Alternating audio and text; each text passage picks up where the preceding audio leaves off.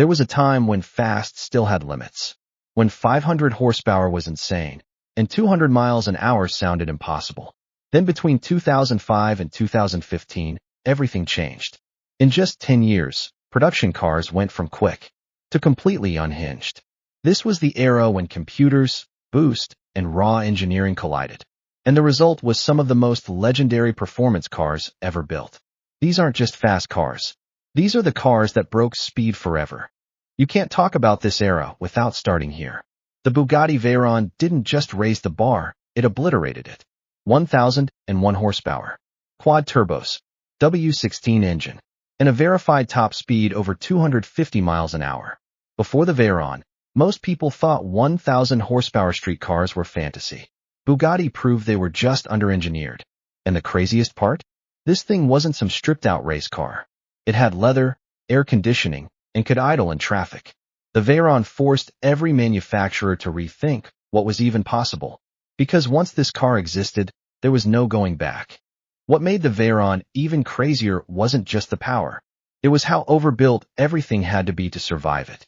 The transmission alone took years to develop because nothing on Earth could handle that torque. The tires were custom-made just to not disintegrate at full speed. And at top speed, the fuel tank could be drained in about 12 minutes. Bugatti didn't build this car to make money. They built it to prove a point. And they succeeded. If the Veyron shocked the world, the GTR embarrassed it. Because Nissan showed up with a car that cost a fraction of a supercar. And still beat them. Twin-turbo V6. All-wheel drive. Launch control that felt illegal. The R-35 didn't care about brand prestige. It cared about lap times. This thing dominated drag strips, track days, and YouTube from day one. And overnight, supercar killer wasn't just a phrase, it was real. The GTR proved that computers and engineering could outplay cylinders and price tags. And performance would never be judged the same again. The GTR real weapon wasn't horsepower, it was consistency. You could launch it over and over, hit the same times, and embarrass cars that needed perfect conditions and professional drivers. Nissan tested this thing on the Nürburgring relentlessly, and it showed. It wasn't flashy. It wasn't pretty to everyone. But it worked, and that made it dangerous to the entire supercar establishment. While Europe and Japan were flexing technology, America responded the only way it knows how. More power. The C6 ZR1 showed up with 638 horsepower, a supercharged V8, and a manual transmission. And absolutely zero apologies. Carbon fiber everywhere. Rear-wheel drive. And enough torque to scare experienced drivers. This wasn't about elegance. This was brute force done right. The ZR1 proved that American muscle could still run with the world's best. And do it without losing its soul. The ZR1 didn't just compete with Europe. It hunted them. It ran carbon ceramic brakes, magnetic ride suspension, and a factory top speed north of 200 miles per hour. Unheard of for an American car at the time. And unlike many supercars, you could still wrench on it, drive it daily if you were brave enough, and modify it without breaking the bank. It was a blue-collar supercar, and that's why people loved it. Then there's the car that didn't care about numbers. The Lexus LFA is remembered for one thing above all else. How it sounds. A naturally aspirated V10 that revs to 9,000 revolutions per minute, developed with Yamaha, and tuned so precisely that Lexus had to use a digital tack because analog needles couldn't keep up. This car wasn't built to dominate drag strips. It was built to make drivers feel something. And today, when everything is turbocharged and muted, the LFA feels like a final love letter to high-revving engines. It proved that speed isn't just about stats.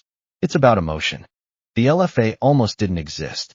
Toyota executives reportedly canceled it more than once. But the engineers kept pushing because they wanted to build something emotional. Not just reliable. Every engine was hand-assembled. Every exhaust note was tuned. And Lexus even lost money on each car sold. Today that obsession shows. Because the LFA hasn't aged at all. It sounds just as special now as it did the day it launched. The Ferrari 458 might be the most important Ferrari of the modern era. Why?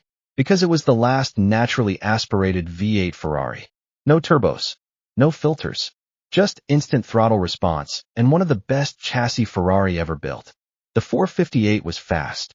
But more importantly, it was pure. It represented the perfect balance between old-school feel and modern performance. right before regulations and turbos changed everything. In hindsight, this car was the end of something special. The 458 wasn't just fast. It was confidence-inspiring. Steering feel, balance, throttle response, everything worked together. It made drivers feel like heroes without hiding what the car was doing. When Ferrari switched to turbocharging after this, they gained speed. But many argue they lost some soul. That's why the 458 is already considered a modern classic. And then there's the car that refused to evolve. The Viper ACR didn't care about traction control. It didn't care about comfort. And it definitely didn't care about beginners. Massive V10. Manual only.